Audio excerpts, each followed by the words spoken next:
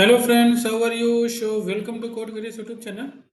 So today I'm going to start another topic. What is latency? Actually यहाँ पे क्या होता है कि जब भी कोई भी हमारा फ्रंट मान लो क्लाइंट हमारा UI from UI to server server में have different locations, okay, different geographic locations, and server may have different configurations, and either you are using load balancing or not using, fault tolerance application है या नहीं है, ठीक है, आपका resilience application है या नहीं है, रेजिलियंट, ठीक है। सारी रेजिलियंट और फॉल्ट टॉलरेंस के बारे में आगे डिस्कस करेंगे, बहुत इंपॉर्टेंट चीजें हैं। काफी कंफ्यूजन होती है कि रेजिलियंसी क्या होती है और हमारा फॉल्ट टॉलरेंस क्या होता है, ठीक है।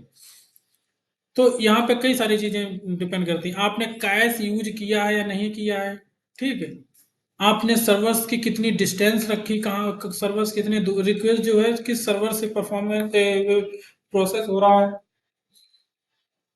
पर्टिकुलर रिक्वेस्ट किस सर्वर से प्रोसेस हो रही है, ठीक है, डेटा सेंटर्स आपके कहाँ कहाँ पे हैं, ठीक है, वो सारे फैक्टर्स आते हैं। और क्या कहते हैं, आपने कैश यूज कर रहा है या फिर आपने सीडीएन यूज किया है या नहीं, आप इमेज या हैवी डेटा आप फेच आउट कर रहे हो, तो आपको डिसाइड करना होगा कि आप सीडीएन यूज कर रहे हो या नहीं कर रहे हो, ठीक है। तो ये सारे फैक्टर्स जो हैं लेटेंसी को अफेक्ट करते हैं। तो लेटेंसी वैसे सिंपल वर्ड में कहूँ तो लेटेंसी क्या होती है कि आपकी कोई भी रिक्वेस्ट किसी सर्वर पे जाती है, ठीक है, और प्रोसेस करती है, प्रोसेस करने के बाद मान लो कोई रिक्वेस्ट सर्वर पे गई, प्रोसेस किया, इसके बाद में रिस्पॉन्स आया, तो जो भी टाइम जो लग रहा है, टाइम ये टाइम ही एक्चुअली लेटेंसी होता है। Low latency means minimum time, high latency means maximum time. Means particular request जो सर्व प्रोसेस हो रही है, लो लेटेंसी के साथ हो रही है, हाई के साथ। लो मतलब मिनिमम कम टाइम ले रही है, हाई मतलब ज़्यादा टाइम ले रही है, ठीक है। तो अब मैंने जितने भी फैक्टर्स हैं, ये सारे फैक्टर्स इफेक्ट करेंगे। आपका इंटरनेट भी श्योरली, आपके क्लाइंट साइड पे आपका इंटरनेट भी इफेक्ट करता ही है लेटेंसी को, ठीक है। तो इंटरनेट भी बहुत आपका अगर स्लो है या फास्ट है, ये भी डिपेंड करता है आपकी लेटेंसी को कम करने में या बढ़ाने में, ठीक है। तो ये सारी चीजें हैं, एलबी हो गया, स्केलेबल हो गया, fault tolerance, cash cash use किया कि नहीं, कैश हम लोग पढ़ेंगे ही पढ़ेंगे, सीडीएन यूज किया है नहीं किया है, ठीक है। तो और सर्वर की डिस्टेंस, सर्वर आपका कितने डिस्टेंस पे है, किस सर्वर पे रिक्वेस्ट सर्व करवा रहे हो। मान लो आपने लोड बैलेंसर प्रॉपर नहीं कॉन्फ़िगर किया है, वो लोड बैलेंसर आपका जो है काफ़ी दूर सर्वर, नियरेस्ट सर्वर जो है वो अवेलेबल नहीं है, या फिर अवेलेबल है तो वो थोड़ा उनका क्या कहते हैं कॉन्फ़िगरेशंस उनकी लो कॉन्फ़िगरेशन बेसिस पे अगर आपने लोड बैलेंसिंग कर रखी होगी, हो सकता है उसकी कॉन्फ़िगरेशन कम हो, इस वजह से उस पर रिक्वेस्ट ना जा करके वो रिक्वेस्ट आपकी लॉन्ग डिस्टेंस से कवर कर रहा है, मतलब दूसरे सर्वर से करवा जो कि दूसरे जियोग्राफिकल एरिया में है, जो कि डिस्टेंस बहुत ज़्यादा है, ठीक है। उस वजह से आपकी जो है सर्वर का रिक्वेस्ट की जो लेटेंसी है वो आपकी बहुत ज़्यादा हो सकती है, ठीक है। तो यही सारी चीज़ें हैं इसमें। Latency is the time is latency is the time it takes for data to pass from one point to another point from the network, ठीक है। तो वही है इसमें। सपोज अब एग्जांपल यहाँ पे काफ़ी अच्छा दिया गया, आप पढ़ सकते हो। Most often latency is measured between a users device, client device and data center. This measurement helps developers understand how quickly a web page or application will load for users. Although data on the internet travel at the speed of light, ठीक है, जो network पे जो data जो है travel करता है वो स्पीड ऑफ लाइट की से करता है, but distance surely affected. The effect of the distance and delays caused by internet infrastructure equipment mean that latency, जो भी आपका इंटरनेट इंफ्रास्ट्रक्चर है, जो इक्विपमेंट यूज कर रहे हैं, वो भी जो है लेटेंसी को अफेक्ट करते हैं, ठीक है।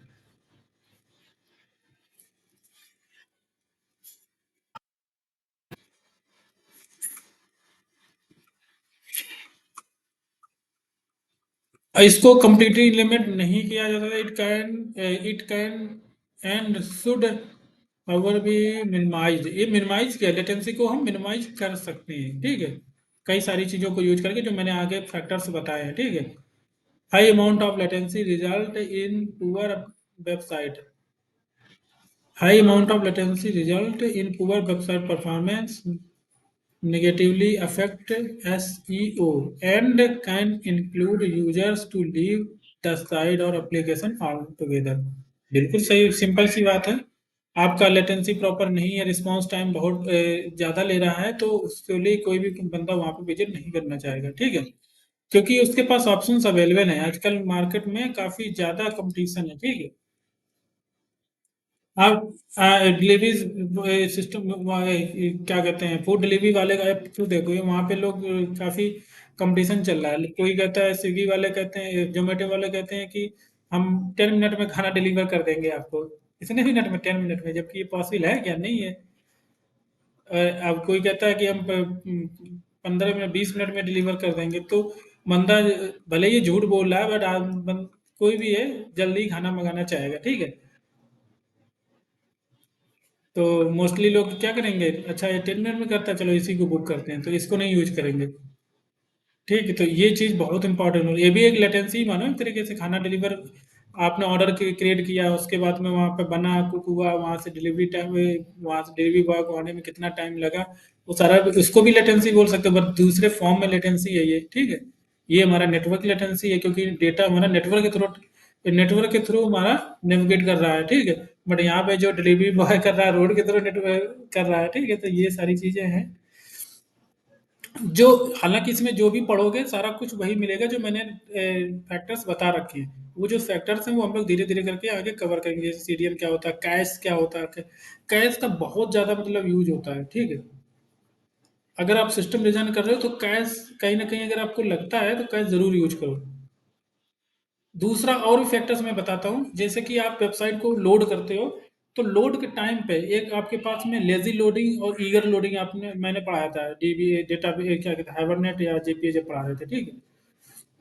तो लेजी लोडिंग या ईगर लोडिंग आप भी यहाँ पे काफ़ी, ये जो है हमारा एक फैक्टर बन सकता है कि आपने अगर ईगर लोडिंग का मतलब है कि आपने वेबसाइट फर्स्ट टाइम में जब लोड करा, तो काफ़ी सारा कंटेंट ऑलरेडी से आपने उसी टाइम पे लोड कर लिया, ठीक है।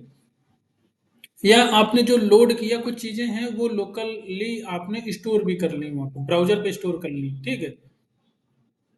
बट बाद में वो क्लियर भी करना, ब्राउज़र पे कुछ चीज़ें स्टोर कर ली वहाँ से।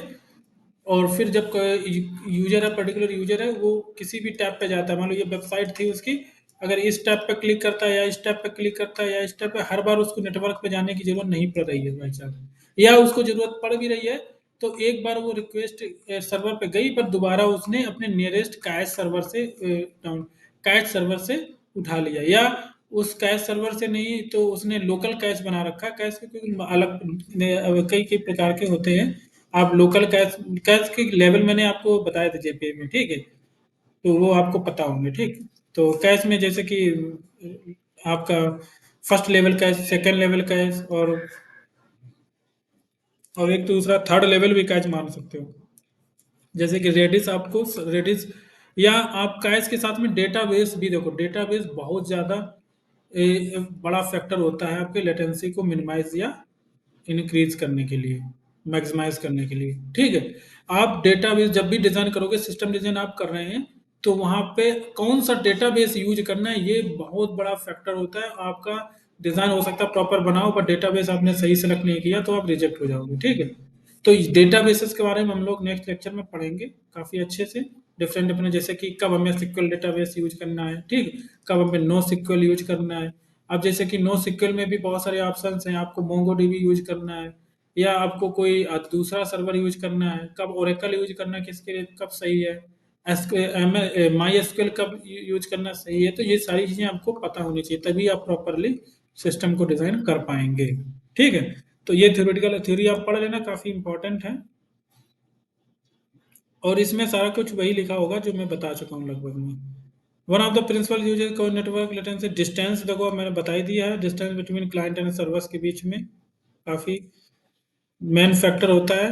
N increase of new few millisecond may not be seems like a lot of, but this is compounded by all back and forth communication necessary client server to establish connection, the total size and load time of the page, and any problems with the network equipment data passes through along the way, amount of time it takes for a response to reach a client device after a client request is known as RTT is equal to double the amount of latency since data has to travel in both direction there and back again. Traversing the internet usually has to cross just not one but ये सब पढ़ लेना, मुझे नहीं लगता इसका ज़्यादा कुछ है। बट ये चीज़ मैं आपको इसके बारे में और बता देता हूँ, ये मोस्ट इम्पॉर्टेंट पॉइंट है। ठीक है, तो मैं बता रहा था लेटेंसी, तीन चीज़ें आती हैं यहाँ पे। लेटेंसी आता है पॉइंट, लेटेंसी, और बैंडविड्थ आता है,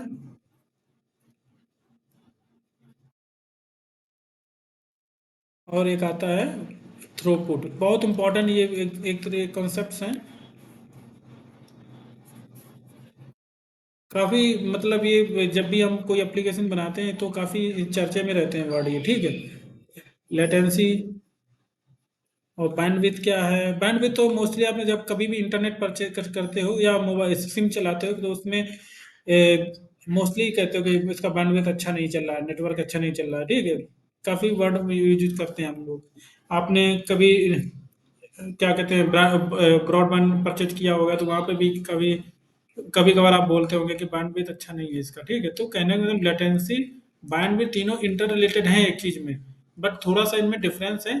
लेटेंसी जो हमारा है टाइम टाइम को बताता है। ठीक है, टोटल टाइम कितना लगा रिक्वेस्ट और रिस्पॉन्स बैक होने में। ठीक है, कोई भी सर्वर से रिक्वेस्ट को प्रोसेस होके वापस आने में रिस्पॉन्स के जो टाइम लगा वो टाइम को बताता है। ठीक, बट ये जो बैंडविड्थ होता है ये बताता है कि अमाउंट कोई भी पर्टिकुलर टाइम पे या टाइम पीरियड पे जो भी है ये जो कितने अमाउंट ऑफ डेटा, कितना नेटवर्क के थ्रू जो अमाउंट ऑफ डाटा है, ठीक, ऑफ डाटा, ये नेटवर्क के थ्रू कितना पास हो पा रहा है। ठीक है, अमाउंट ऑफ डाटा जो है वो कितना पास हो पा रहा है पीरियड ऑफ टाइम पे, वो बताता है बैंडविड्थ को। ठीक, और थ्रूपुट होता है वो एवरेज अमाउंट ऑफ डेटा की बात करता है कोई टाइम पीरियड में, टाइम ड्यूरेशन में, यानी कि फ्रॉम 2 बजे से 3 बजे के बीच में जो भी डेटा आपने प्रोसेस किया नेटवर्क के थ्रू, कुछ अप डाउनलोड किया, अपलोड किया, कुछ भी किया, वो जो अमाउंट ऑफ डेटा जो हमारा है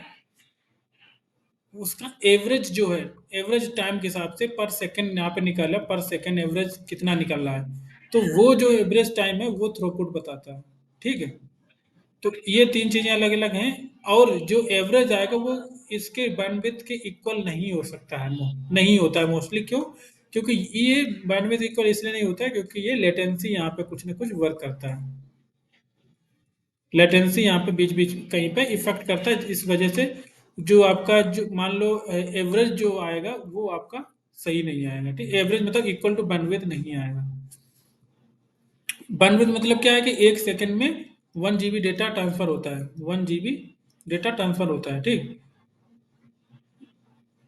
किसी इंस्टेंट ऑफ टाइम पे 1 GB 1 सेकंड में, या हालांकि 1 सेकंड भी बहुत ज़्यादा होता है क्योंकि हमारा जो मैं बता चुका हूँ कि डेटा जो ट्रांसफर होता है नेटवर्क के थ्रू वो क्या क्या लाइट की स्पीड से होता है, तो मिली सेकंड भी बहुत ज़्यादा इंपॉर्टेंट होता है। ठीक, बट यहाँ पे समझने के लिए मैं बोल रहा हूँ, फर्स्ट सेकंड में मान लो, यहाँ पे एक तरीके से हम लिखते हैं, यहाँ पे लिखते हैं। ठीक, फर्स्ट सेकंड में मान लो, फर्स्ट सेकंड में 1 GB डेटा इसने ट्रांसफर किया। ठीक है, सेकंड जो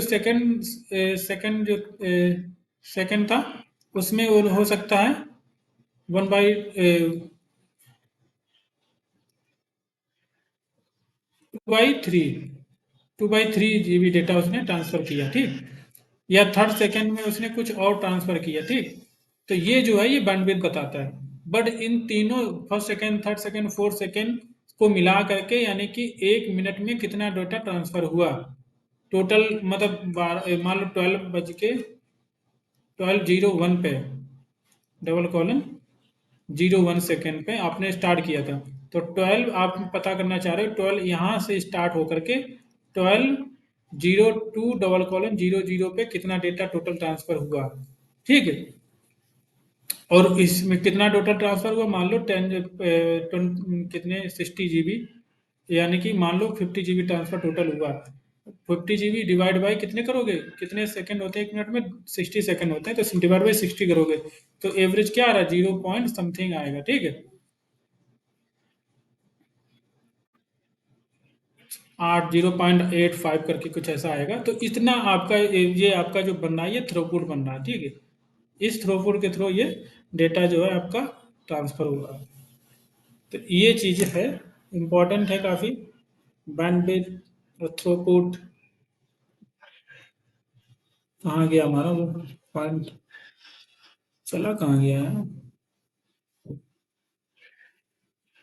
हाउ कैन लेटेंसी रिड्यूस्ड, ठीक, ये हो चुका है। हाउ कैन लेटेंसी रिड्यूस, हाँ यही था, ठीक। तो यहाँ पे network latency throughput and bandwidth, ये आप यहाँ पे पढ़ लेंगे, ठीक है। How can latency be reduce, latency को रिड्यूस कैसे किया जा सकता है, वो भी कुछ ऑप्शंस यहाँ पे दिए हैं जो हम ऑलरेडी डिस्कस कर चुके हैं लगभग में, और इम्पॉर्टेंट भी हैं, ये सारा आप पढ़ लेना, ठीक है। इसके बाद में हम लोग नेक्स्ट लेक्चर में पढ़ेंगे फॉल्ट टॉलरेंस क्या होता है। थैंक यू गाइस, मिलते हैं नेक्स्ट लेक्चर में, बाय।